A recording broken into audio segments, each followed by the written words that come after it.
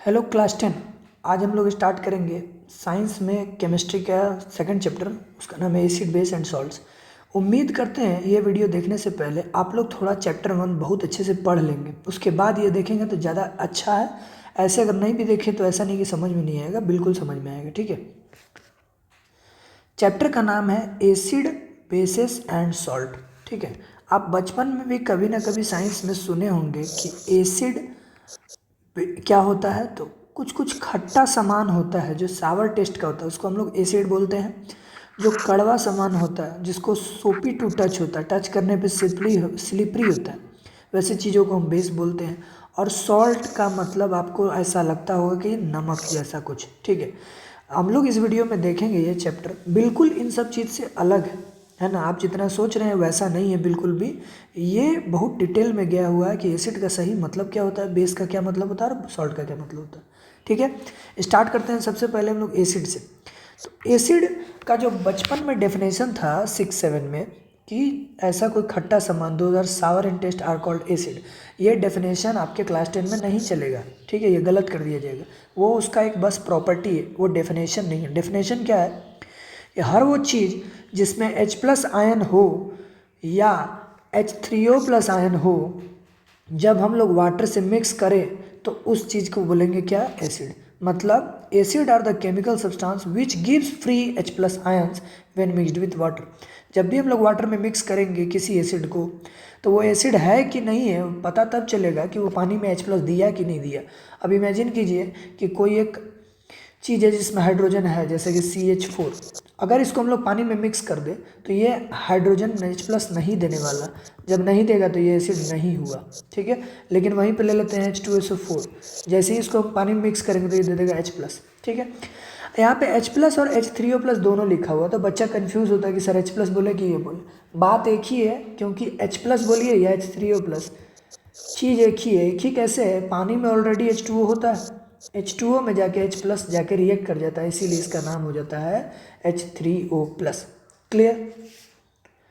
तो ये रहा हमारा एसिड का डेफिनेशन। अब बातें हैं प्रॉपर्टीज ऑफ एसिड। एसिड के क्या क्या प्रॉपर्टीज होता है। ठीक है, सबसे पहले प्रॉपर्टी है they are sour in taste. Acid जितना भी होता है लगभग सभी के सभी खट्टा टेस्ट का होता है। सावर मतलब खट्टा टेस्ट। ठीक है, अब खट्टा में भी खट्टापन होता है बहुत तरह का, जैसे कि इमली अलग खट्टा लगता है, नींबू अलग खट्टा लगता है, और हमारा HCl का खट्टापन थोड़ा अलग ढंग का होगा, है ना। आम का खट्टापन अलग होगा। ये खट्टापन उसका केमिकल प्रॉपर्टी है, वो चीज़ कौन सा चीज़ से मिल के बना उस चीज़ पे निर्भर करता है। लेकिन हाँ, ये एक बात है कि खट्टा जरूर होगा।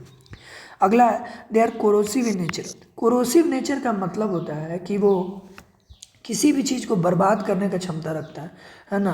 वो उसको जला देगा या फिर उसको वो डिकम्पोज कर देगा। डिकम्पोज नहीं, वो हो सकता है कि उसको वो सड़ा दे, ऐसा हो सकता है कि उसको कोरोड कर दे, जंग लगा दे, है ना। ये सब चीज़ कोरोसिव नेचर में आता है एसिड का। ठीक है, इसीलिए अगर एसिड को कोई टच करता है हाथ में तो वो चांस है कि उसका हाथ जल सकता है, स्किन वगैरह फट सकता है। ठीक है, अगला प्रॉपर्टी है they turn blue litmus to red.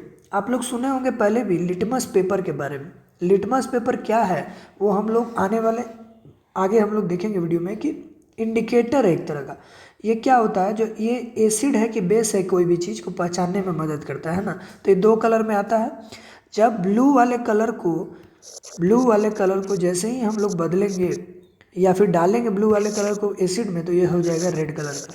अच्छा, एक और बात रखिए याद कि रेड लिटमस को अगर डाल दिए एसिड में तो कोई चेंजिंग नहीं होगा, क्योंकि वो ऑलरेडी रेड है। ठीक है, नेक्स्ट प्रॉपर्टी है they are soluble in water, है ना। ये पानी में हर तरह से सॉल्युबल होता है, जैसा भी एसिड हो पानी में डालिएगा ये क्या हो जाएगा, सॉल्युबल हो जाएगा, घुल जाएगा। ठीक है, अगला है it's aqueous solution conduct electricity. जब भी एसिड का सॉल्यूशन आप लेते हैं पानी में, तो पानी में लिया हुआ सॉल्यूशन को हम लोग बोलते हैं एक्वस सॉल्यूशन, और वो इलेक्ट्रिसिटी पास करने लगेगा। ठीक है, अब वो इलेक्ट्रिसिटी क्यों पास करता है, इसका रीज़न भी वही है, डेफिनेशन में ही है। क्योंकि जब वो एसिड होगा पानी में घुलेगा तो ये आयन देगा, फ्री आयन देगा। और आपको पता है इलेक्ट्रिसिटी को पास करने के लिए कोई भी फ्री चार्ज पार्टिकल होना चाहिए, अदरवाइज वो फिर इलेक्ट्रिसिटी को पास नहीं कर सकता, है ना। ये सारा हम लोग का था फिजिकल प्रॉपर्टी, है ना। अब हम लोग देखेंगे केमिकल प्रॉपर्टी क्या होता है एसिड का। तो एसिड का केमिकल प्रॉपर्टी ये होता है आपका केमिकल प्रॉपर्टी। कहने का मतलब है केमिकल रिएक्शन। एसिड किस किस चीज़ के साथ रिएक्शन करता है वो आपको थोड़ा याद रखना होगा। आप एक पैटर्न के जैसा, एक फॉर्मूला के जैसा याद रखिए और बाकी आप खुद से बना सकते हैं, है ना। पहला प्रॉपर्टी है केमिकल में, एक पहला रिएक्शन है, एसिड जब भी मेटल के साथ रिएक्ट करेगा तो वो बनाएगा सॉल्ट प्लस हाइड्रोजन गैस, है ना। याद रखिएगा ये बात को।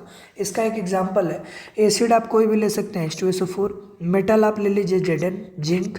जब ये इसको रिएक्ट कराएंगे तो H2 को Zn क्या कर देगा, डिस्प्लेस कर देगा, तो इसके जगह पर ये आ जाएगा और हाइड्रोजन बाहर चला जाएगा, है ना। तो ZnSO4 प्लस H2 याद रहेगा।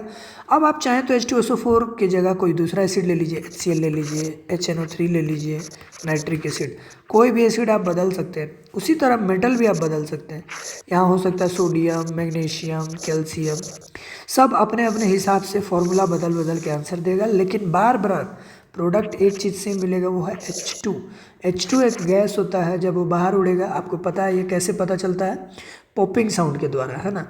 उसको अगर हम लोग जैसे ही एक लाइटर से जला के देखेंगे, देख लीजिए कैंडल से जलाते हैं तो गैस पॉपिंग साउंड क्रिएट करता है, जैसे लावा फूटता है ना, मकई का लावा, वैसे पुट पुट पुट पुट आवाज़ करेगा, तो ये समझ जाइए क्या है, हाइड्रोजन गैस, ठीक है। अब नेक्स्ट रिएक्शन है एसिड का मेटल ऑक्साइड के साथ। जब वो मेटल से रिएक्ट कर रहा है तो जाहिर सी बात है मेटल ऑक्साइड के साथ भी करेगा। मेटल ऑक्साइड में एक ऑक्सीजन अलग से आ गया, तो एसिड ले लीजिए, मेटल ऑक्साइड, ये तो दोनों सॉल्ट बनाएगा उसी तरह जैसे बनाता था, बस होगा क्या, ऑक्सीजन यहाँ एक्स्ट्रा आया है तो हाइड्रोजन के साथ भी ऑक्सीजन लग जाएगा, ये बनाएगा सॉल्ट प्लस वाटर। तो आपको ये याद रखना है formula, acid plus metal oxide क्या बनाएगा, सॉल्ट प्लस वाटर। उसके बाद आते हैं HCl, इसके एक एग्जांपल, HCl एक एसिड हो गया, MgO मैग्नीशियम ऑक्साइड, इसका एक मेटल ऑक्साइड हो गया। ये रिएक्शन करने के बाद ये बन गया आपका सॉल्ट और ये बन गया वाटर, ठीक है। जैसे हाइड्रोजन निकलता था वहाँ ऑक्सीजन एक आके ऐड हो गया बस। अब आप चाहें तो दूसरा भी आप खुद से एग्जांपल लिख सकते हैं, कोई भी एक एसिड ले लीजिए यहाँ पे और कोई भी दूसरा मेटल ऑक्साइड लिख दीजिए। मेटल के ऑक्साइड से ऑक्सीजन हटा दीजिए और यहाँ से एसिड से H हटा दीजिए, जो बचेगा यहाँ पे वो माइनस बचेगा, यहाँ जो बचेगा प्लस बचेगा। आप एक उससे क्रिस क्रॉस बना के, उम्मीद करते क्रिस क्रॉस आता होगा, तो ये फॉर्मूला बना लेंगे आप और वाटर यहाँ लिख देंगे। अब बाकी काम बैलेंसिंग का, ठीक है। तीसरा रिएक्शन है एसिड बेस, ये तो बहुत फेमस रिएक्शन है, शुरू से सुना होगा सभी लोग। Acid plus base salt plus water देता है। इस रिएक्शन का नाम है न्यूट्रलाइजेशन रिएक्शन। ये न्यूट्रलाइजेशन वर्ड का मतलब होता है किसी चीज़ में अगर एसिड बहुत ज़्यादा हो गया तो उसको बेस डाल के थोड़ा सा न्यूट्रलाइज कर देंगे, किसी में बेस ज़्यादा हो गया तो थोड़ा सा एसिड डाल के क्या कर देंगे, उसका बेसिसिटी को कम कर देंगे। ये इस पे एग्जांपल है, ये हो गया नाइट्रिक एसिड, ये हो गया हमारा कॉस्टिक सोडा या फिर NaOH सोडियम हाइड्रोक्साइड। इन दोनों को जब रिएक्ट कराएंगे हम लोग तो ये बन जाएगा सोडियम नाइट्रेट, जो कि एक सॉल्ट है, और बन जाएगा वाटर। ठीक उसी तरह यहाँ HCl, देखिए HCl में Cl छोटा होता है, HCl और MgOH होल ट्वाइस। जब ये हाइड्रोक्लोरिक एसिड मैग्नीशियम हाइड्रोक्साइड से रिएक्ट करेगा तो मैग्नीशियम क्लोराइड बना देगा। करना क्या है, बेस से आपको OH हटा देना है और एसिड से H हटा देना है, जो बचेगा उसको बना देना है एक प्रोडक्ट की तरह क्रिस क्रॉस का इस्तेमाल करके, है ना, और लिख देना है वाटर। तो ये आपका बन जाएगा प्रोडक्ट, याद रहेगा, acid plus base salt plus water. इस रिएक्शन का दूसरा नाम क्या है, न्यूट्रलाइजेशन रिएक्शन होता है। क्लियर है। चौथा नंबर वाला प्रॉपर्टी है हमारा एसिड प्लस मेटल कार्बोनेट। अब ये मेटल कार्बोनेट क्या होता है, जैसे एग्जांपल दे सकते हैं CaCO3 और Na2CO3, ये सब मेटल कार्बोनेट होता है, मेटल के साथ CO3 लगा होता है।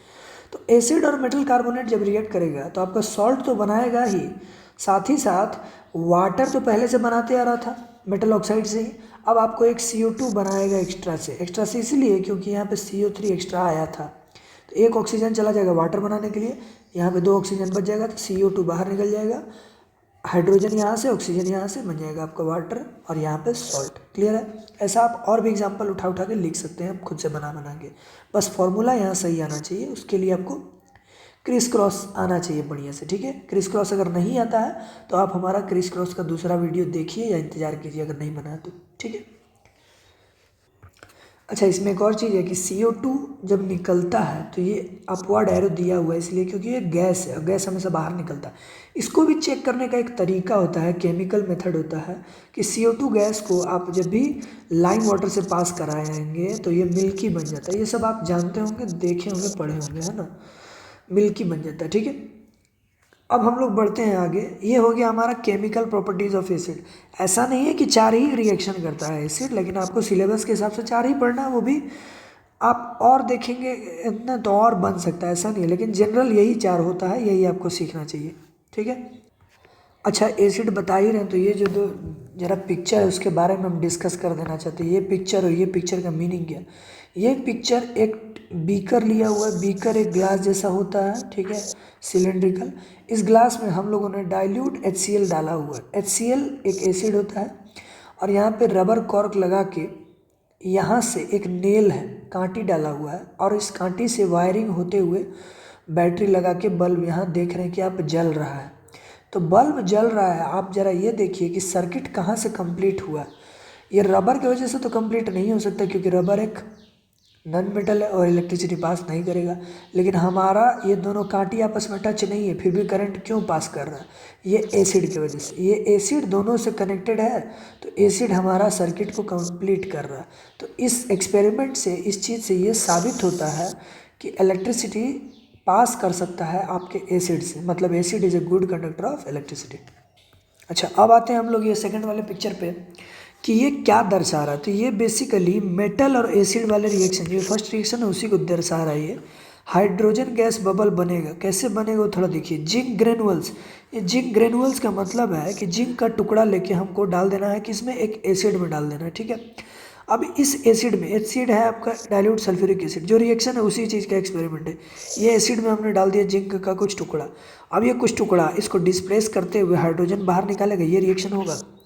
तो यहाँ पे बन जाएगा ZnSO4। ZnSO4 एक सॉल्ट है तो इसी के नीचे आके कहीं ना कहीं बैठ जाएगा। लेकिन H2 क्या है, ये पानी में घुलता नहीं, एसिड में अब बैठने वाला नहीं है, बबल्स के फॉर्म में बाहर आ जाएगा। इस पाइप से हम लोग इस पाइप को बाहर निकालेंगे और इस सोप सॉल्यूशन में हम लोग यहाँ रख देंगे। सोप सॉल्यूशन, पानी का सॉल्यूशन, कुछ भी आप यहाँ रख सकते हैं। अब यहाँ से जैसे ही गैस बाहर निकलेगा वहाँ पे एक कैंडल ला के जला देंगे या माचिस का तीली ला के जला देंगे तो ये गैस जलने लगेगा और साउंड करेगा कैसा, पुट पुट, है ना, पॉपिंग साउंड। आइए देखते हैं हम लोग आगे का टॉपिक, फॉर्मेशन ऑफ एसिड। आखिर एसिड बनता कैसे, है ना, दिमाग में सबको क्या चल रहा होगा, एसिड एसिड है तो एसिड बन कैसे जाता है।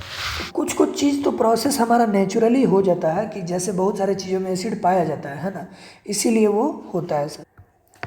अब ये एसिड हमारा क्या है कि बनता कैसे, है ना। नॉन मेटल, आप कोई भी नॉन मेटल आप उठा सकते हैं, नाइट्रोजन, कार्बन या फिर सल्फर। तो ये नाइट्रोजन भी या नॉन मेटल भी अकेले रहना नहीं चाहता, ये किसी न किसी के साथ तो कंपाउंड बनाएगा। तो मान लीजिए कि तीनों ऑक्सीजन के साथ अगर रिएक्ट करता है तो ये अपना नॉन मेटल ऑक्सीजन के साथ रिएक्ट करेगा तो बनाएगा non metallic oxide. Non metallic oxide, जिस तरह मेटेलिक ऑक्साइड होता है, मेटल का ऑक्साइड होता है, उसी तरह नॉन मेटेलिक ऑक्साइड भी होता है। अब ये नॉन मेटेलिक ऑक्साइड जो होता है वो एसिडिक नेचर इसके अंदर आ जाता है अपने आप। अभी ये एसिडिक नेचर आया है मगर ये एसिड अभी बना नहीं है। एसिड कब बनेगा, जब यही नॉन मेटल ऑक्साइड को हम लोग वाटर से मिक्स कर देंगे। वाटर से मिक्स कर देंगे तो क्या हो जाएगा, ये बन जाएगा हमारा एसिड, याद रहेगा। अच्छा, यहाँ वाटर बहुत बड़ा इंपॉर्टेंट रोल प्ले करता है। अभी आपको ये बात दिमाग में बैठा लेना है, एसिड हो या बेस हो, बिना पानी के कोई अपना शक्ति नहीं दिखा सकता, ठीक है। एसिड हो या बेस हो, अपना प्रॉपर्टी को शो करने के लिए उसको पानी की जरूरत पड़ता ही पड़ता है। अच्छा, तो समझ गए हम लोग कि एसिड बनता कैसे है। वही एग्जांपल आपको लिखा हुआ है, ध्यान से देख सकते हैं। C+O2 CO2, S+O2 SO2 और NO2, ये सब जो हमारा हो गया नॉन मेटेलिक ऑक्साइड हो गया। अब तीनों को हम लोगों ने क्या किया, पानी से मिक्स कर दीजिए। देख लीजिए, ये वाटर से रिएक्ट किया, ये भी वाटर से रिएक्ट किया। अच्छा, SO2 और SO3 दोनों बनता है जब वो सल्फर से रिएक्ट करता है, ऑक्सीजन, यहाँ बन गया नाइट्रोजन। ये जब वाटर से रिएक्ट किया तब तीनों वाटर से रिएक्ट किया तो ये बन गया कार्बोनिक एसिड, ये बन गया सल्फ्यूरस एसिड और ये बन गया हमारा नाइट्रिक एसिड। अब एक बात बताइए, ये कार्बन, सल्फर और नाइट्रोजन हमारे नेचर में फ्री स्टेट में पाया जाता है कि नहीं। यस, बिल्कुल पाया जाता है। कार्बन होता है, सल्फर, ये दोनों धरती पर पाया जाता है, कहीं ना कहीं मिट्टी वगैरह में किसी न किसी एलिमेंट के साथ, और के साथ ये चिपका रहता है। लेकिन ये जो ना नाइट्रोजन है, ये तो प्योर गैस है, ये तो हवा में ऑलरेडी मौजूद है प्योर फॉर्म में। आपको पता होगा एटमॉस्फेयर में ज़्यादातर गैस 78% लगभग नाइट्रोजन ही है। तो ये तीनों कहीं ना कहीं पाया जा रहा है। अगर ये पाया जा रहा है तो जाहिर सी बात है इसका ऑक्साइड भी कहीं ना कहीं मिल रहा होगा। CO2 हमारे हवा में है, SO2 भी हवा में आ जाता है कभी कभार फैक्ट्री वगैरह से, है ना, ये नेचुरल नहीं है लेकिन कहीं ना कहीं से आ जाता है। और ये हमारा होता है NO2 N2O, बहुत सारा नाइट्रोजन का फॉर्म होता है N2O3। तो ये सारा गैस हवा में मौजूद होता है किसी न किसी कारण से। अब ये गैस ऑलरेडी है और उस एरिया में, जिस एरिया में ये गैस पाया जा रहा है, उस एरिया में अगर उसी वक्त रेन हो गया, बारिश हो गया, तो बारिश में हमारा H2 आ गया, ये रहा नॉन मेटालिक ऑक्साइड और ये रहा रेन, एसिड रेन, ये बन जाता है एसिडिक रेन। आपको पता होगा एसिड रेन होता क्या है, यही मेन कारण है एसिड रेन होने का। आप सुने होंगे ये बात, बहुत लोग बोलते हैं कि स्टार्टिंग के बारिश में, जब शुरू बारिश हो तो उसमें नहाना नहीं चाहिए। तो नहीं नहाने का कारण यही है कि स्टार्टिंग के बारिश में कुछ मेटालिक नॉन मेटालिक ऑक्साइड पाए जाते हैं जो कि एसिड रेन का प्रभाव क्रिएट करते हैं। ये एसिड रेन हमारे लिए, हमारे स्किन के लिए थोड़ा सा ख़राब माना जाता है, ठीक है, थोड़ा स्किन में कोई प्रॉब्लम आ ना जाए, इस वजह से हम लोग इसको, है ना, बचाते हैं, प्रिकॉशन लेते हैं, ठीक है। अब नेक्स्ट जो हमारा टॉपिक है वो है हमारा टाइप्स ऑफ एसिड, है ना। तो एसिड का कितना सारा टाइप्स होता है, तो ध्यान से देखा जाए, सबसे पहले इस चीज़ को समझने से पहले एक छोटा सा चीज़ हम लोग समझेंगे। जब बहुत सारे वेराइटी ऑफ सब्सटेंस होते हैं तो उसको हम लोग को क्लासीफाई करने के लिए एक आधार चुनना होता है कि हाँ, इस आधार पे हम ये कह सकते हैं ये अलग है, ये अलग है। एग्जाम्पल ले लेते हैं आपके स्कूल का, ठीक है। आपके स्कूल में देखिएगा तो टॉयलेट दो बना होगा, एक बॉयज़ टॉयलेट, एक गर्ल्स टॉयलेट। ये हो गया आपका on the basis of gender के आधार पे बॉयज़ और गर्ल्स को हम लोग अलग अलग कह रहे हैं। अब एक और क्लासिफिकेशन हो सकता है कि मान लीजिए हाउस का क्लासिफिकेशन, आपके जो भी आप स्कूल में हो 4 हाउस जरूर मिलेगा, रेड, ग्रीन, ब्लू और येलो। नाम हर एक स्कूल का अलग अलग होता है। ये हो गया हाउस, स्कूल के आधार पर सब बच्चों को क्लासीफाई कर दिया जाता है। तो जिस समय हाउस का क्लासिफिकेशन करते हैं उस वक्त ये नहीं देखते हैं कि ये लड़का है कि लड़की है, उसको रेड वाले ग्रुप में रख देंगे, ग्रीन वाले में रख देंगे, ब्लू वाले में रख देंगे, येलो में रख देंगे। और देखा जाए क्लासिफिकेशन तो वीक स्टूडेंट या फिर गुड स्टूडेंट, जो पढ़ने में अच्छे हैं उसको अच्छा कैटेगरी में एक अलग सेक्शन बना के रख सकते हैं, जो वीक स्टूडेंट होगा उसको हम लोग अलग क्लास बना के रख सकते हैं ताकि उसका एक्स्ट्रा क्लास वगैरह दिया जा सके। अब जब वीक स्टूडेंट होगा तो हो सकता है कि वो रेड कलर का भी हो, मतलब ग्रीन हाउस का भी हो, ब्लू हाउस का भी हो सकता है, लड़का हो या लड़की कुछ भी हो सकता है। तो कहने का मतलब ये है कि जब भी किसी चीज़ को क्लासीफाई करना है, एक हम लोग को बेसिस चुन लेना है कि हाँ, इस आधार पर हम कह सकते हैं ये अलग है, ये अलग है। और उस आधार को जब हम देख रहे होंगे तो उसके बाद दूसरे आधार पर हम लोग को कोई फ़र्क नहीं पड़ना चाहिए, उसके बारे में हम लोग नहीं सोचेंगे। तो ये हो गया हमारा बेसिस, किसी चीज़ को क्लासीफाई करने का ये मेथड होता है। अब आइए हम लोग यहाँ देखते हैं टाइप्स ऑफ एसिड। तो किसी भी चीज़ को क्लासीफाई करना है, अब हम लोग को एसिड को क्लासीफाई करना है। तो एसिड को क्लासीफाई करने के लिए हम लोग जो पहला बेसिस चुनते हैं वो चुनते हैं स्ट्रेंथ। दिख रहा है आपको, मतलब उसके मजबूती के आधार पर ये देखेंगे कि एसिड कितना तरह का होता है। फिर देखेंगे on the basis of occurrence, वो पाया कैसे जाता है, कहाँ जाता है, उस हिसाब से उसको क्लासीफाई करेंगे। और उसके बाद क्लासीफाई करेंगे on the basis of concentration. Concentration का मतलब होता है पानी के साथ मात्रा, है ना।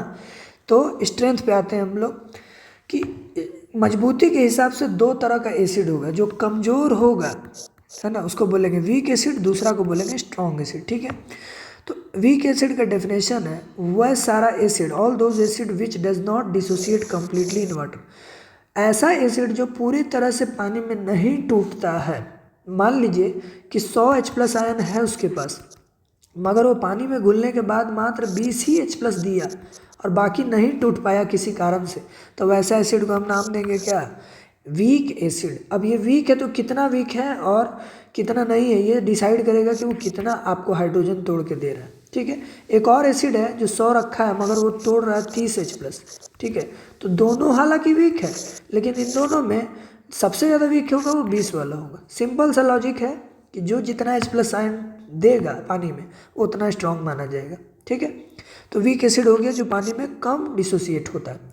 उसका जस्ट अपोजिट है स्ट्रॉन्ग एसिड, जो पानी में कम्प्लीटली पूरे तरह से लगभग डिसोसिएट हो गया, टूट गया, H+ दे दिया, तो उसका नाम हो जाएगा स्ट्रॉन्ग एसिड। जैसे कि 100 H+ है लेकिन वो लगभग 90-95% हाइड्रोजन प्लस दे रहा है पानी में घुलने के बाद, तो बोलेंगे कि वो स्ट्रॉन्ग एसिड।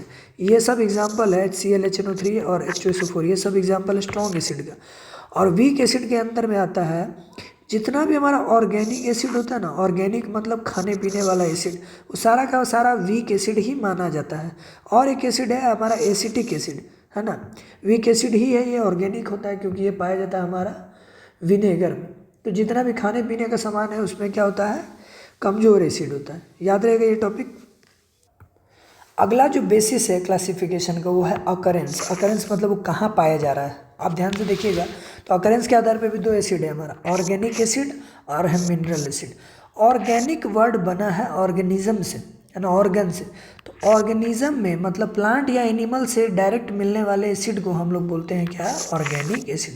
ऑल दो एसिड विच आर फाउंड और obtain from living organism, plant या एनिमल, है ना। ऑर्गेनिज्म मतलब दो ही चीज़ होता है, प्लांट या animal, are called organic acid. इसका एग्जाम्पल क्या है, ध्यान से देखिएगा। लेमन, लेमन ऑरेंज ये सब प्लांट प्रोडक्ट है। तो ये सबसे मिलने वाला एसिड का नाम आपको थोड़ा थोड़ा याद रखना है। ये एक जनरल नॉलेज भी है, गवर्नमेंट एग्जाम वगैरह में भी आते रहता है और आपका स्कूल एग्जाम भी में भी पूछ सकता है, ठीक है, एमसीक्यू में। तो लेमन में जो पाया जाता है वो होता है साइट्रिक एसिड, ऑरेंज में भी पाया जाता है साइट्रिक एसिड। टर्मरिंड, टर्मरिंड ये इंग्लिश नाम है किसका, इमली का। इमली में जो पाया जाता है उसका नाम होता है टारटरिक एसिड। एप्पल में पाया जाता है मैलिक एसिड, विनेगर में पाया जाता है एसिटिक एसिड, ठीक है। यही एसिटिक एसिड जो है आपका CH3COOH, ये एसिड का नाम असलियत में इथेनोइक एसिड, लेकिन इसका कॉमन नेम क्या है, एसिटिक एसिड। अब बात करते हैं रेड एंट एंड बी। मधुमक्खी में और लाल चींटी में जो एसिड पाया जाता है वो होता है हमारा फॉर्मिक एसिड। ये फॉर्मिक एसिड थोड़ा ज़्यादा हार्ड होता है क्योंकि चींटी काटती है तो जलता बहुत ज़्यादा है, और बाकी सब एसिड उतना हार्ड नहीं होता लेकिन फिर भी होता है। याद रहेगा ये सारा एसिड है कैसा, ऑर्गेनिक एसिड। और भी बहुत सारा एसिड होता है जैसे कि आप देख सकते हैं मिल्क में या कर्ड में हमारा होता है एसिड, नाम है लैक्टिक एसिड, लैक्टिक एसिड। इसके बारे में सवाल बड़ा इंपॉर्टेंट आता है लैक्टिक एसिड, अभी हम लोग देखेंगे जब इंडिकेटर पढ़ेंगे, ठीक है। अभी फिलहाल आप इस चीज़ को जितना याद कर सकते हैं कर लीजिए। टमाटर में पाया जाता है ऑक्जेलिक एसिड, ग्रेप्स में टार्टरिक एसिड, एंड में ये सब बता ही दिए, है ना। तो ये सब आपको याद रख लेना।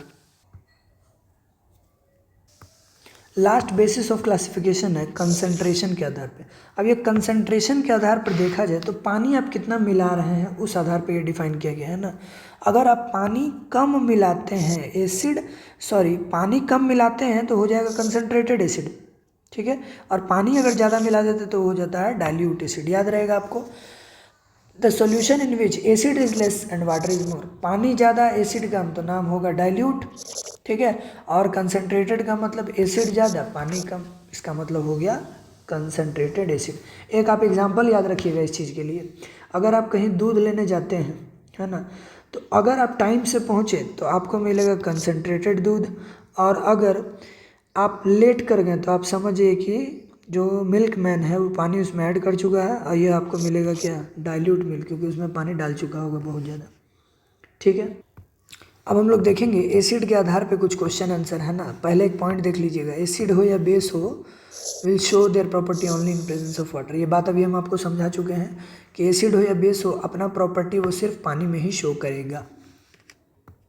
पहला क्वेश्चन है ड्राई HCl। ड्राई HCl जो सूखा हुआ HCl होता है गैस, वो कलर चेंज नहीं करता लिटमस पेपर का, लेकिन उसी को अगर आप पानी में मिला के करेंगे, लिटमस पेपर में डालेंगे तो वो कलर चेंज कर देगा।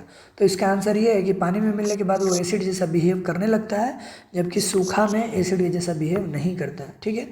वही उसका आंसर लिखा हुआ H+ फ्री आयन होना, ठीक। आगे हम लोग बढ़ते हैं। डिस्टिल वाटर इलेक्ट्रिसिटी पास नहीं करता है। डिस्टिल वाटर क्या होता है, जो बैटरी में डालने वाला पानी होता है ना, एकदम प्योर वाटर जिसमें कोई मिनरल ना मिला हो, उसका नाम होता है डिस्टिल वाटर। वो इलेक्ट्रिसिटी पास नहीं करता, लेकिन एसिड रेन पास करता है इलेक्ट्रिसिटी को, ठीक है। अब इसका सीधा सा आंसर ये है, एसिड रेन में एसिड मिला हुआ है तो एसिड है H+ आयन देगा। आयन देने की वजह से इसमें फ्री चार्ज पार्टिकल क्रिएट हो जाएगा और ये इलेक्ट्रिसिटी को पास कर देगा। इसमें कोई आयन है ही नहीं तो वो कहाँ से देगा, आयन से नहीं देगा तो इलेक्ट्रिसिटी पास नहीं होगा।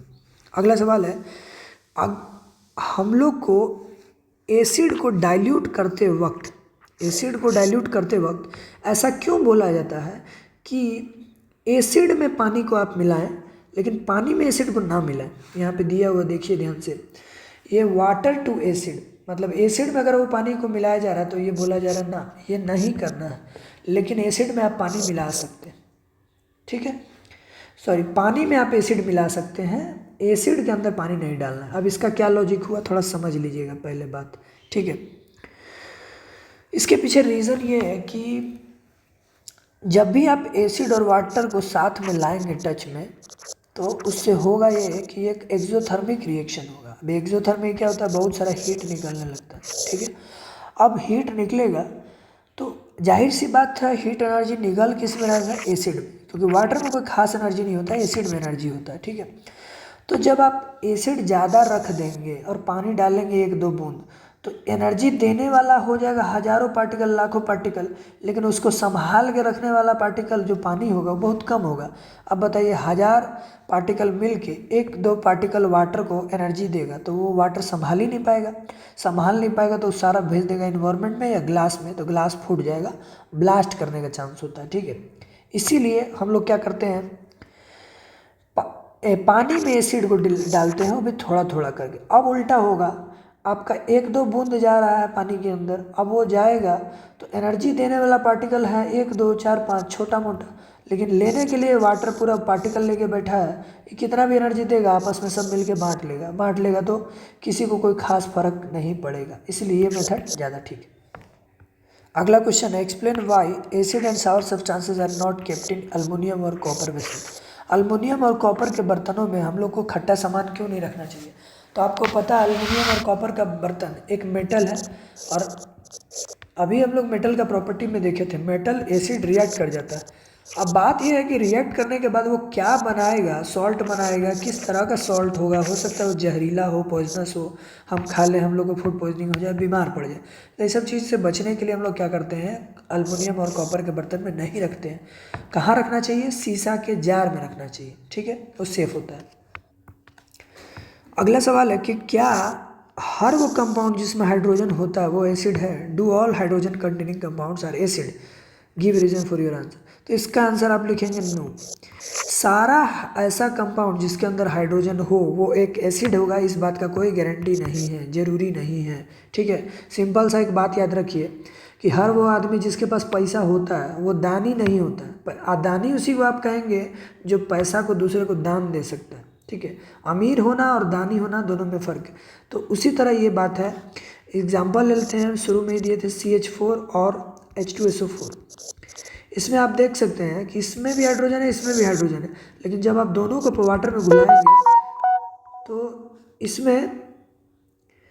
इसमें क्या होगा कि आपका हाइड्रोजन H+ नहीं देगा, लेकिन इसमें H+ बहुत सारा देगा, तो ये एसिड हुआ, लेकिन ये एसिड नहीं हुआ।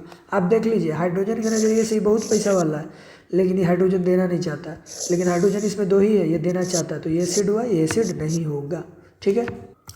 अब कुछ यूजेस देख लेते हैं एसिड का। एसिड का यूजेस क्या है, बहुत, तो ऐसे तो बहुत सारा यूज़ है, किताब लिखने जाए हम लोग तो किताब भर जाएगा, कॉपी भर जाएगा हम लोग का, है ना। तो H2SO4 सबसे पहला मेन एसिड है जिसका यूज़ आपको बताना है। तो ये यूज़ होता है हमारे मैन्युफैक्चरर इंडस्ट्री में, जिसमें फर्टाइल, पेंट, है ना, plastic, detergent, car battery, ETC वगैरह जो बनाया जाता है उसमें H2SO4 का यूज़ होता है। अब H2SO4 का यूज़ होने का मतलब ये नहीं कि सिर्फ H2SO4 से ही वो बन जाता है, उसमें तरह तरह का अलग अलग केमिकल मिलाया जाता है, तब जाके अलग अलग चीज़ बनाया जाता है, ठीक है। अगला है HNO3 नाइट्रिक एसिड। ये यूज़ होता है फर्टिलाइज़र बनाने में, ठीक है, एक्सप्लोजिव बनाने में, plastic used N stomach for digestion of food, ठीक है। Also in textile industry, leather industry. तो लेदर इंडस्ट्री में, फूड टेक्सटाइल करने में, है ना, बहुत मतलब तरह तरह का फर्टिलाइज़र, एक्सप्लोजिव बम वगैरह बनाने में, तो अलग अलग केमिकल मिला के अलग अलग चीज़ बनाने में इसका काम होता है HNO3 का। अगला हमारा HCl एसिड। HCl एसिड तो खुद हमारे पेट में होता है, स्मॉल इंटेस्टाइन में। स्मॉल इंटेस्टाइन ही HCl को सेक्रेट करता है हमारे पेट में। अब उसका कारण ये है कि HCl अगर सेक्रेट करेगा तो यही खाना को क्या करता है, डिकम्पोज करके तोड़ता है। डिकम्पोज करके तोड़ता है तो आपको एनर्जी मिलता है। क्या मिलता है, एनर्जी मिलता है, छोटा छोटा टुकड़ा में तोड़ता है, ठीक है। HCl यूज होता है, use for digestion of food, also use in textile and leather industry. Leather और टेक्सटाइल जैसे इंडस्ट्री में भी HCl का यूज़ बहुत ज़्यादा है, ठीक है। अच्छा, ये लास्ट वाला पॉइंट पे आप थोड़ा सा एक जनरल नॉलेज, एक छोटा सा बात गौर करेंगे। आप लोगों को बहुत लोग बोला होगा या ये लिखा हुआ बहुत सारे हेल्थ वाले किताब में कि खाना खाने के जस्ट बाद आपको कभी पानी नहीं पीना चाहिए, ठीक है। खाना खाने के जस्ट बाद पानी पीने से क्या होता है थोड़ा समझिएगा। ये जो हमारा पेट में HCl स्मॉल इंटेस्टाइन में निकलता है, इस HCl का काम ये है कि ये खाना को पचाए, डाइजेस्ट करे। अब डाइजेस्ट करता है ये अपने एसिडिटी के कारण, एसिडिक कैरेक्टर के कारण। और एसिड होता है थोड़ा सा आग के जैसा जलने वाला चीज़ होता है। अब इस जलने वाले चीज़ में अगर आपने बहुत ज़्यादा वाटर डाल दिया तो ये तो बुझ जाएगा ना। कहने का मतलब अगर बहुत ज़्यादा पानी मिला दिया हम लोग तो ये एसिड डाइल्यूट हो जाएगा, कमज़ोर हो जाएगा। और कमज़ोर हो जाएगा तो फिर ये फिर उतना अच्छा से वर्क नहीं कर पाएगा, ये आपका फूड को डाइजेस्ट नहीं करा पाएगा अच्छे से। जितना भी मिनरल न्यूट्रिएंट आपके खाने से आपको मिलने वाला था अब वो नहीं मिल पाएगा, ठीक है। ऐसा सुने होंगे बहुत लोग को, पतला लोग होता है बहुत लोग, इसकी हम खाते तो बहुत है लेकिन हमारे शरीर में लगता ही नहीं है। तो एक फैक्टर ये भी है कि आप इस पे ध्यान दें, है ना। खाना खाने के जस्ट बाद कभी पानी ना पिएं।